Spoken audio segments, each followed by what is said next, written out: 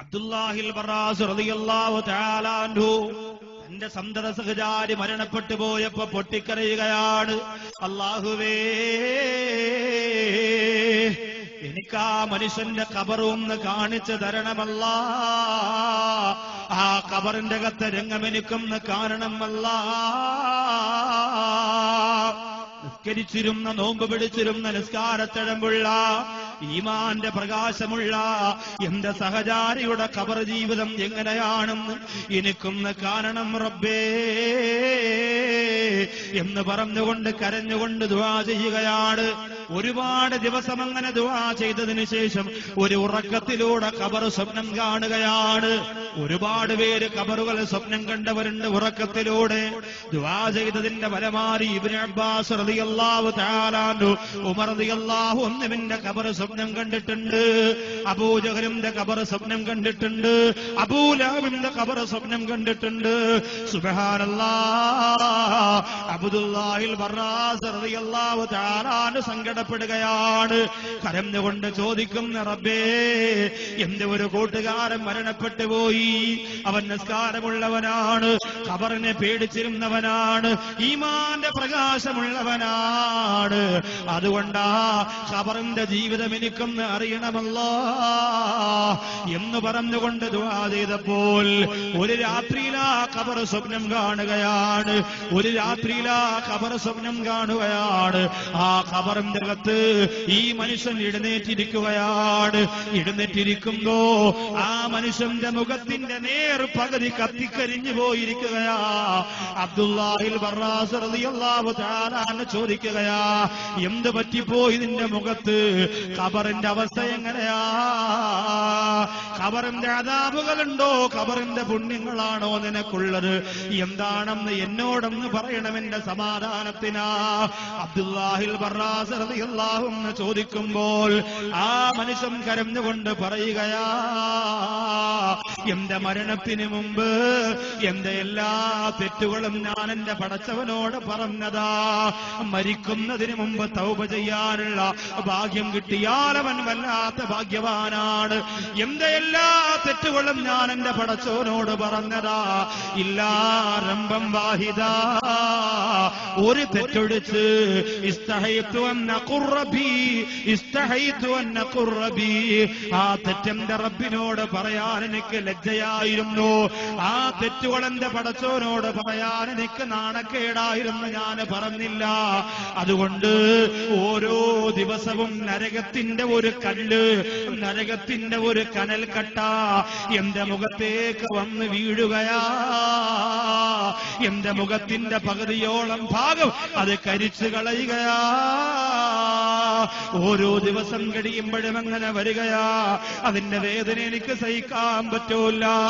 അബ്ദുല്ലാഹിൽ Barras ചോദിക്കുകയാ, എല്ലാ തെറ്റുകളും നിന്റെ പടച്ചോന് പുറത്തു തന്നിട്ട് ആ ഒരു തെറ്റ് റബ്ബിനോട് തൗബ ചെയ്യാ നീ ലജ്ജിച്ചതിന്റെ കാരണമെന്തേ? ആ തെറ്റ് ഏതാണ്?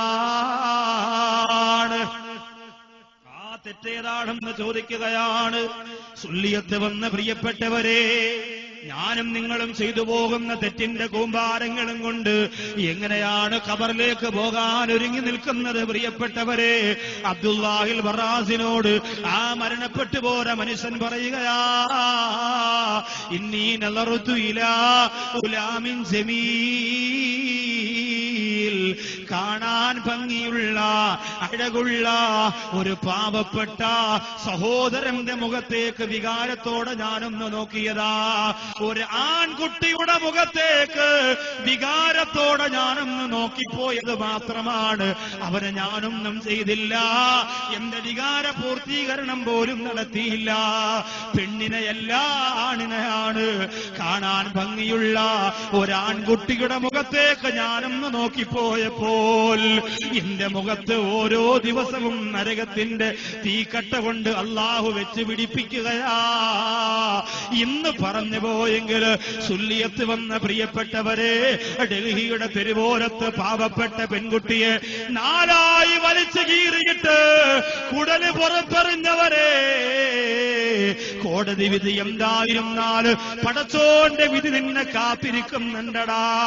പെൺകുട്ടികളെ കാമക്കണ്ണുകൊണ്ട് നോക്കുന്ന നോക്കുന്നവരെ, വ്യഭിചാരത്തിന് അതിർവരമ്പുകൾ ലംഘിച്ചുകൊണ്ട് അനുഗ്രഹത്തിന്റെ സർവ്വസീമകളും പുറംകാലുകൊണ്ട് വലിച്ചെറിഞ്ഞ് പിശാചിന്റെ നൃത്തം ചെയ്യുന്നവരെ, ഖബറിന്റെ അകത്ത് സമാധാനമില്ല. അതുകൊണ്ട് ഒരുങ്ങിക്കോ, ഇന്നത്തെ രാത്രി ഒരു തീരുമാനമെടുത്തോ.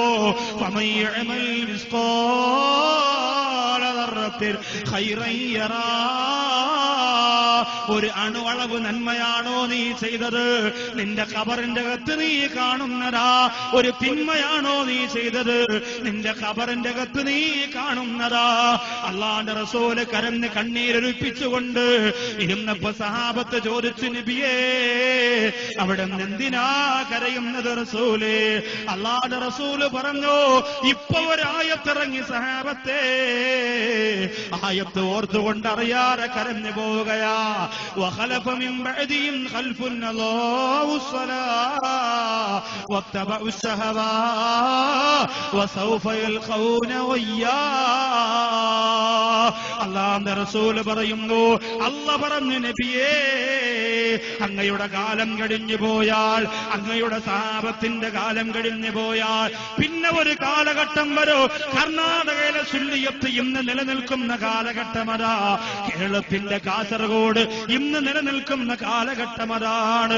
ആ കാലഘട്ടത്തിലെ ജനങ്ങളില്ലേ അല്ലാഹുസ്സലാ,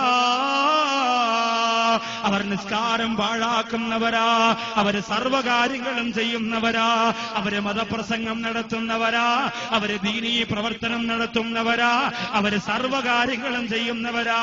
പക്ഷേ അല്ലാഹുസ്സലാ, അവർ നിസ്കാരം പാഴാക്കുന്നവരാണ്. മാത്രമല്ല അവർ അവരുടെ ശരീരത്തിന്റെ ഇച്ഛകളെ പിൻപറ്റുന്നവരാണ്. ശരീരം എന്തു പറയുന്നുവോ, കള്ളിന് കള്ള്, പെണ്ണിന് പെണ്ണ്, പണത്തിന് പണം, സുഖത്തിന് സുഖം, അങ്ങനെ ചെയ്തു കൊടുക്കുന്നവരാ അവര്. ഏറ്റവും വൃത്തികെട്ട നരകമായിരിക്കും അല്ലാഹു അവർക്ക് കൊടുക്കുക എന്ന് ഓർത്തിട്ട് അല്ലാഹുവിന്റെ ഹബീബ് നബി മുഹമ്മദ് മുസ്തഫ സല്ലല്ലാഹു അലൈഹി വസല്ലമ തങ്ങൾ പൊട്ടിക്കരയുകയാണ്. ഖബറിലേക്ക് പോകാൻ അൽഹംദുലില്ലാഹ് ഒരുങ്ങുക. സ്വതക്ക ചെയ്തുകൊണ്ട്, മാനുഷികമായ വെറുപ്പുകളെ മാറ്റിവെച്ചുകൊണ്ട്, പലിശയിൽ നിന്ന് രക്ഷ നേടിക്കൊണ്ട്, ഹറാമുകൾ ചെയ്യാതെ കൃത്യമായി നിസ്കരിച്ചു സ്വലാത്ത് ചൊല്ലി. അല്ലാഹുവിന്റെ പരിശുദ്ധ ഖുർആനിലെ 30 ആയത്തുള്ള ഗൗരവമുള്ള സൂറത്താണ് സൂറത്തുൽ മുൽക്ക് അഥവാ തബാറക്കല്ലദി. എല്ലാ ദിവസവും അത് പാരായണം ചെയ്തു.